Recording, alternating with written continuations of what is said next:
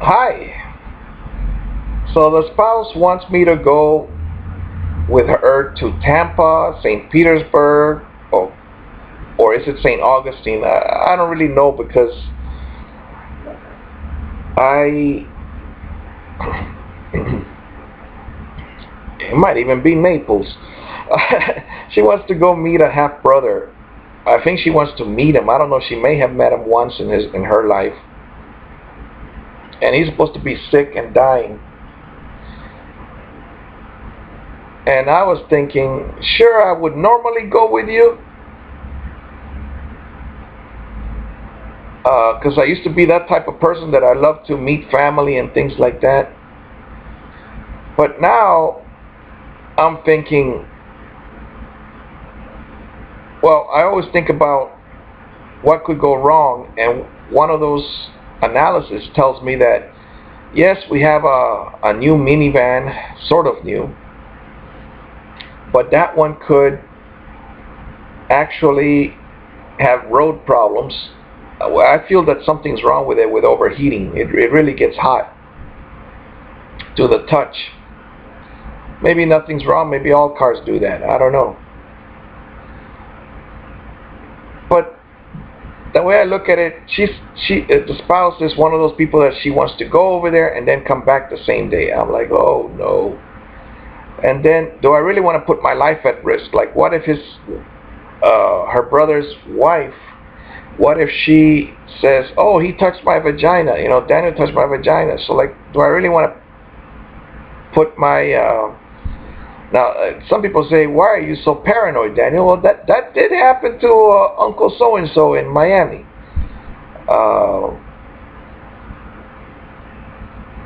Uncle so-and-so married a woman who had a son, and this son, 25 years old, had a wife, maybe he's 30, and the wife lied and said, Uncle so-and-so touched my daughter's vagina at a party. And so he went to jail for a whole year before finally the woman said, I feel so guilty, I'm going to commit suicide. Now they did live on some 13th floor or 14th floor, whatever number. They don't have 13 on buildings, on elevators at least. And the uncle says, well, in that case, what happens to me if I say that I did do it? Oh, you just get deported because you're not a U.S. citizen. That's all? Yep, that's it. Well, I really don't want that little girl to grow up without a mother. So, all right, I did it. I signed the papers, he got deported, but he was already a year in jail. You know, you're supposed to be innocent until proven guilty. And he was a year in jail. And my grandpa, I don't know what he would have done. Because one time he was parked at a stop sign and a woman in a brand new car crashed into him.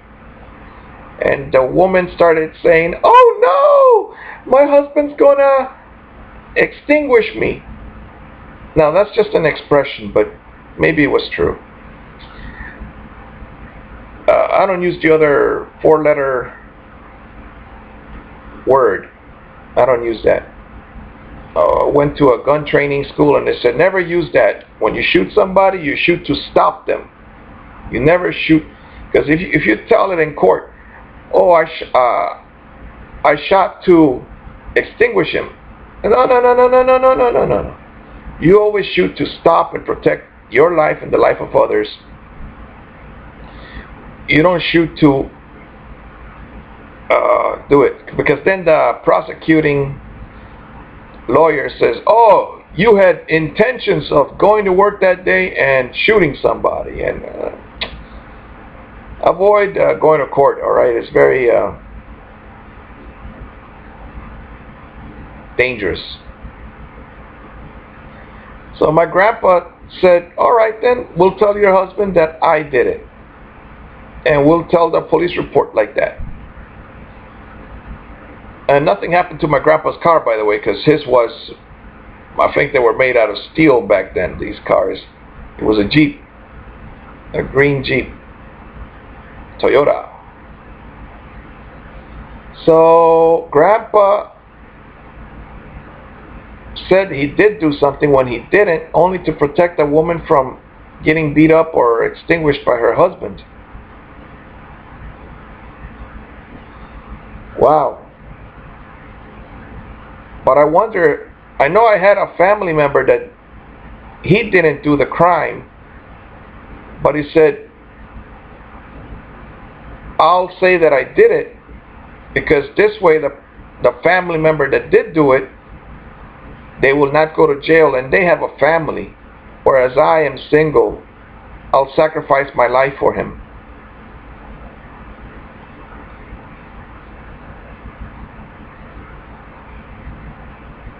So, yeah, it just gets complicated sometimes.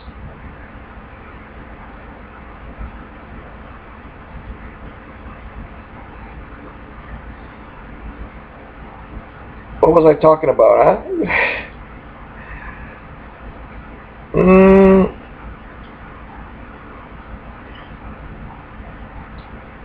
So Uncle went back to Honduras.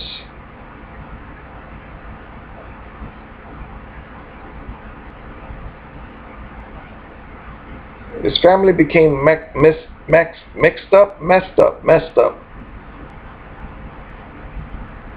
He mortgaged his house for the lawyer and fees and so on. Lost his house. I don't know where his wife finally lives. And these are old people, like 60s, 70s, not 65 or something like that. Where are they? I don't know.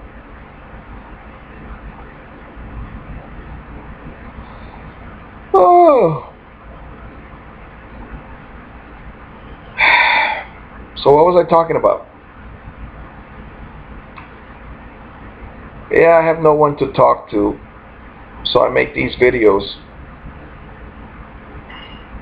I love my life, by the way. I love my freedom. As one counselor put it, he's quite happy. He's quite happy. This was before I got Baker acted and stuff like that. Life has its ups and downs. I've been Baker acted twice. Once for kicking a door on a Wednesday when the kids were home from school because they were sick that day and they were playing around and they were playing slam the door on. What could have happened? They were playing with the door, and what could have happened is one of them could have gotten hurt, because when I hear them laughing a few minutes later, I hear them crying. Like last night, my son was doing his exercises with my daughter, and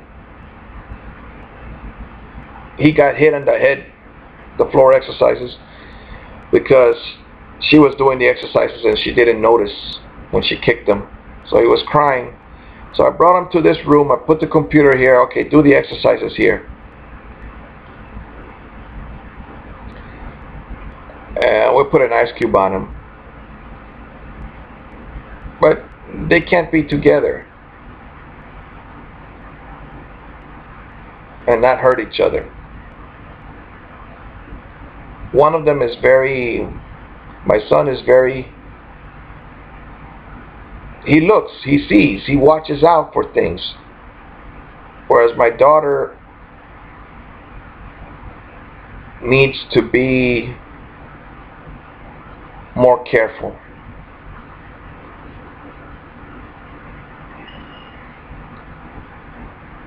I do like it that my daughter was doing exercise.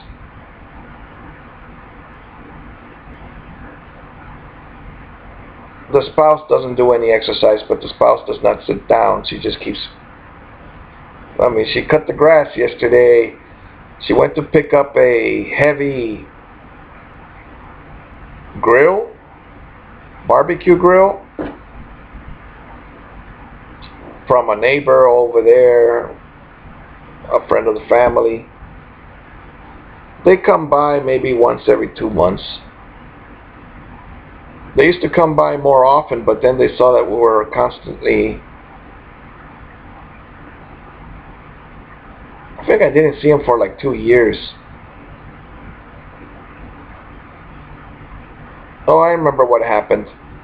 They were going to the airport, and then for some reason, since I don't have a job, I got selected to go drop them off at the airport and pick them up and things like that.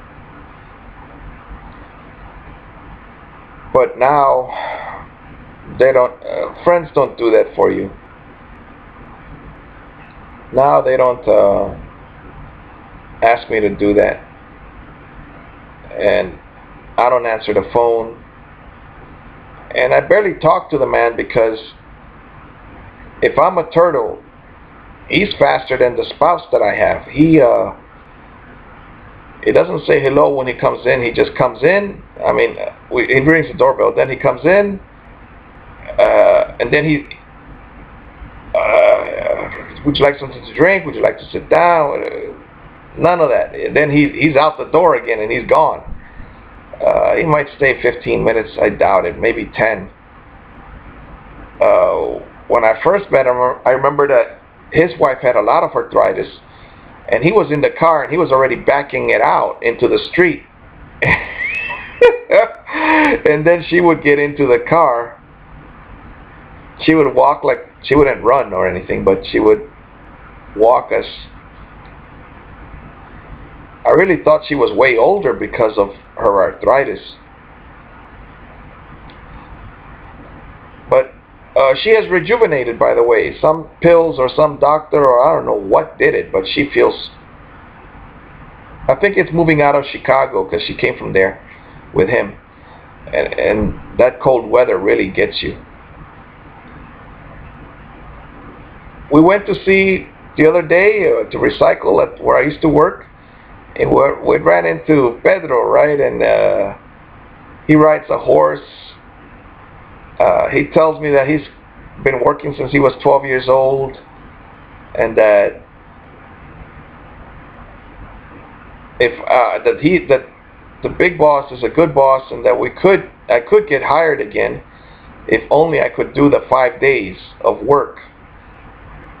And he says, if you can't do the 10 hours a day, at least do the 8 hours a day. But 5 days, give him 5 days. But what Pedro doesn't know is I don't have the strength.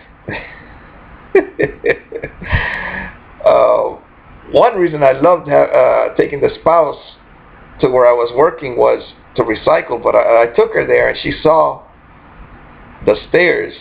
And she was going up so slowly up those stairs. And she wasn't carrying anything. And then she says it's the arthritis that doesn't let her go up the stairs faster. And then eventually we were going down the stairs. And I saw a man coming up, and I said, oh, let's get over here. And I asked the man, you going to the 4th floor? He said, yes. So I moved into the 3rd, and then I got out of his way, that is. And then the spouse, I told the spouse, after he passed us, he was going slowly also, each step very carefully. I told the spouse, he's carrying 70 to 100 pounds right there. And that's when you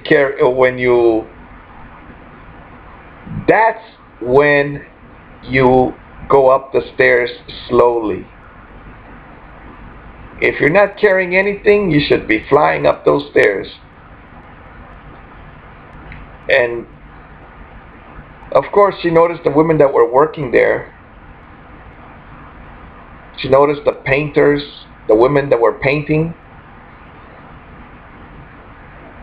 It's a different type of woman. It's a different type of woman. Hefty, strong.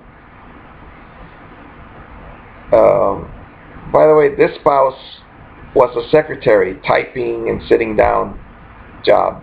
So now she sees, and she has also seen coworkers like the one that grew up on the farm that works in the cafeteria. She can pick up a tray of food with one hand, whereas this spouse, she has to pick it up with two hands and she can barely do it, she says.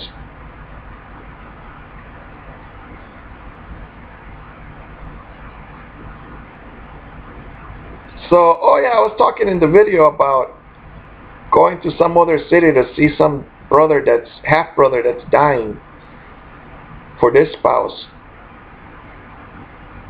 And although she drives everywhere, she drives me around all over the place.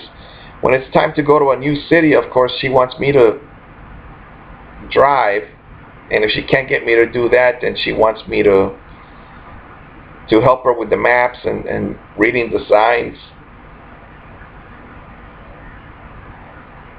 However, I don't want that stress of going to a new city, getting lost.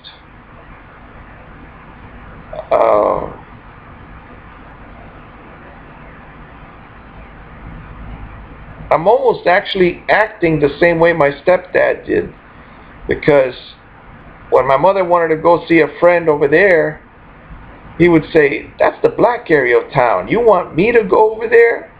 I don't want you to go over there, but I'm not going to stop you, but I don't want you to go over there." Now my mother would go park her car and go visit for 4 hours and then come home and nothing would happen to her.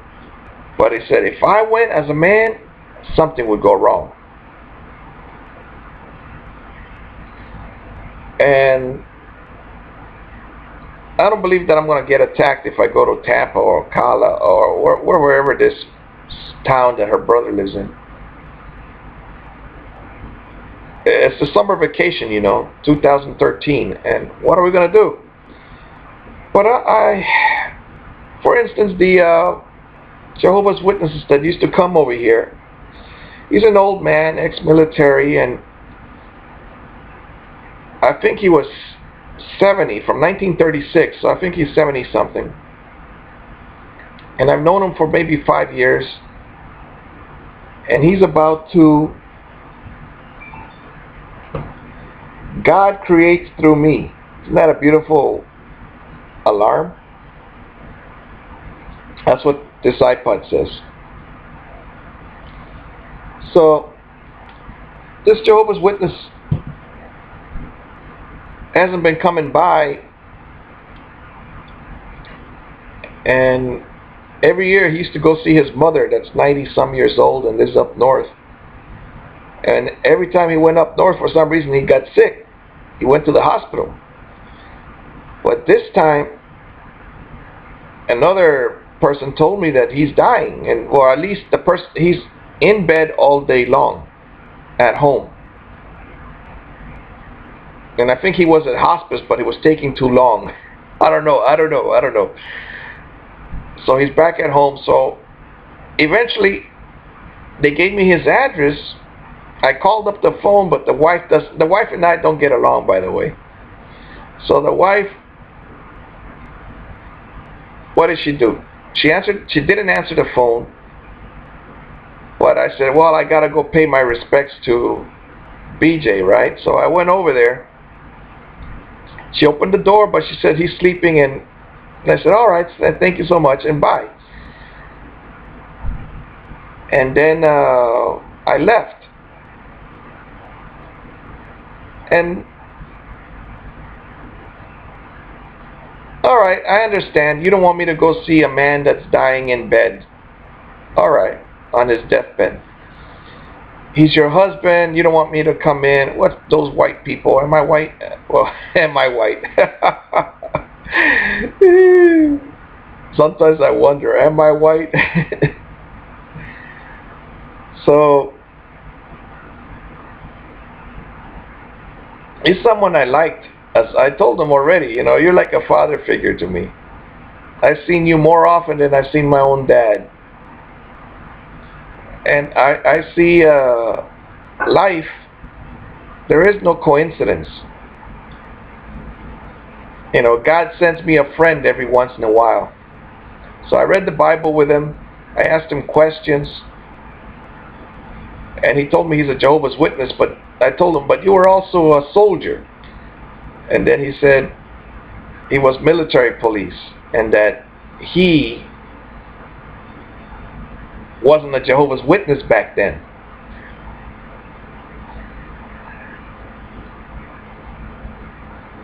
I never asked him, but I don't believe he turned in his guns. I just don't believe it, because soldiers don't turn them in. I don't believe it. So what happened next?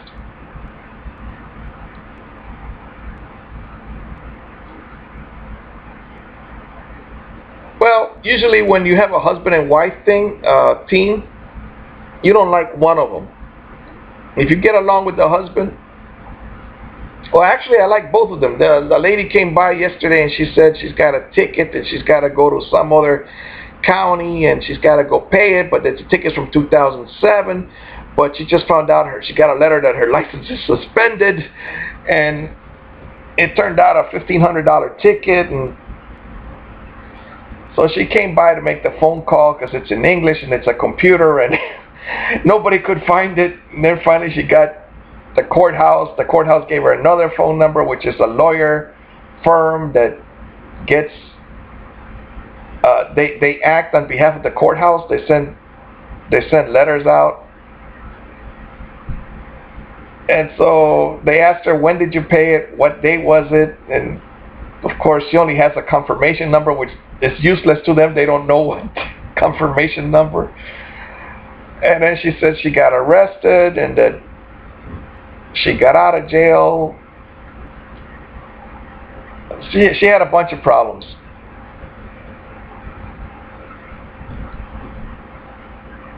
And the spouse doesn't like her because she says, you have a husband that works.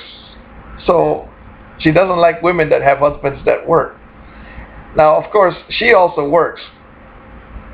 And I asked my son, I asked my son, you think they have money problems or money fights, husband and wife? Yes. She's got 3 tickets. One's $1,500, the other one's $200, $500. I'm sure her husband pays her tickets, because I paid once for this spouse and then she paid once for me also. She was about to cry. She was crying when she told me, and I just gave her a hug and said, that's all right, it's only your first ticket. And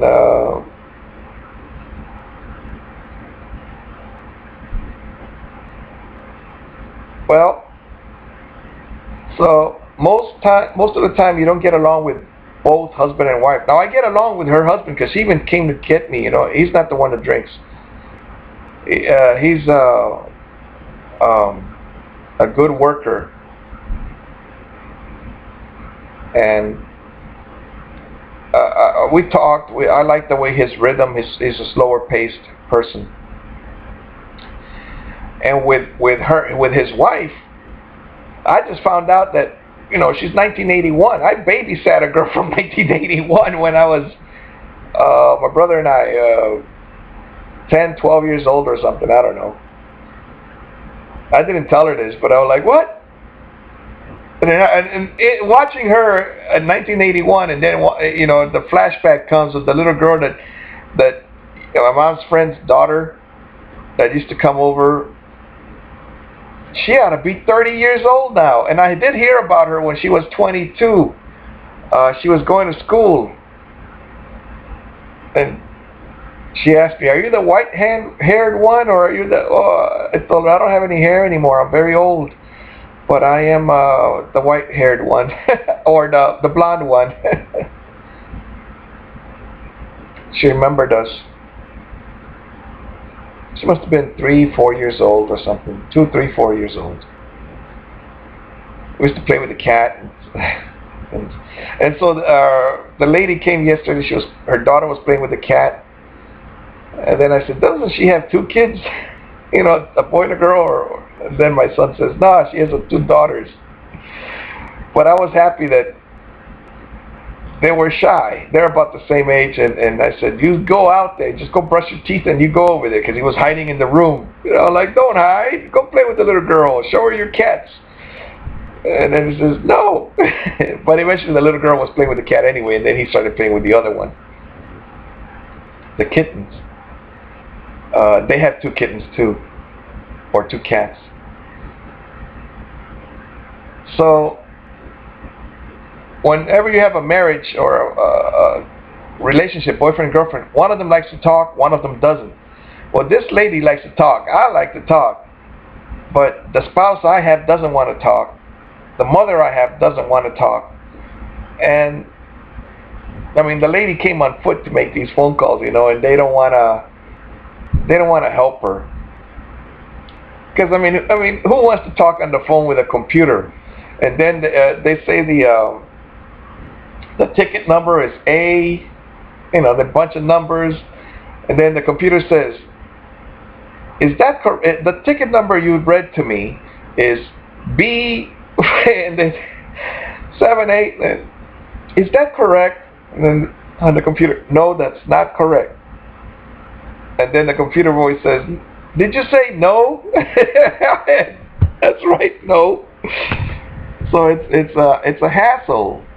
But I think she was here an hour and probably an hour exactly, or an hour 15 minutes, and I was having a great time because I was listening with my mom and I was visiting my mom. And then eventually I put 2 water bottles in the freezer for them because I was trained by my mother. Whenever people come by, you offer them water. If you have food, you could offer them that. If you come by at 12 noon, I'm not just going to say, come back later. I'll ask you to come eat. Yes, I'll cut half my plate and give it to you. I mean, I was trained that way.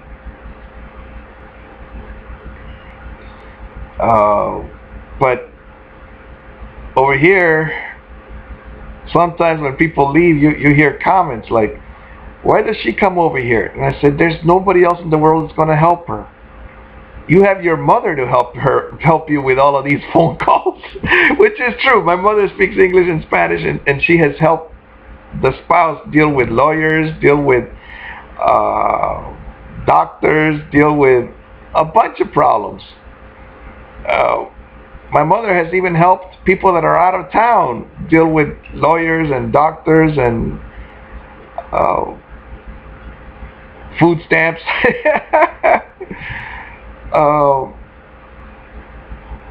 And this spouse, I told her, there is no coincidence. Look, I just got fired. Her husband took me to work one time, but I didn't like it because it was so far away. And it was 2 hours traffic. We used to get off at 3 o'clock, and I didn't get home until 6 because of the traffic. And we were going bumper to bumper. The United States has a traffic problem. And her husband came to pick me up to go to work, I tell her. How many people are going to do that for you? And yes, I met him through the other friend that took me to work, but his boss fired me. So because I don't go in 5 days a week, I only go in 3 because I need to rest after I work one day. You go take 500 pounds of screws up 4 flights of stairs and tell me that you're not gonna take a day off after doing that stuff. You go lift. If I could lift it, it must have been at my maximum, which is probably 70 pounds. And again, I didn't want to drop this stuff from the 4th floor balcony, metal, not pipes, but they were flat. But that metal was taped together, and it was heavy stuff. I was amazed I could lift one, and then I looked at how many I had. I stopped counting.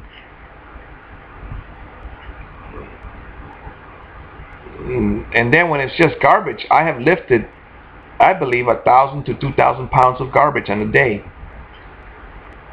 I remember a young man, he was 25, and he sat down. He sat down like 5 times. And myself, I wanted to lie down and fall asleep, but I just forced myself to stay up. So the young man, he didn't go back to work, or maybe he got fired. I don't know. I know he got lost for hours. I think he got lost. I would get lost too, but I would keep working. Whereas I ran into him sometimes and I saw him lying down or sitting down. I wouldn't hide like that though. I would just, I mean, there were times I could only lift, I think, 5 pounds. But that was after doing the heavy lifting. And then I was like, oh my goodness, I got 4 hours to go. How do I do it?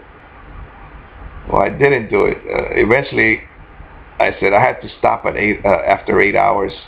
That's my max.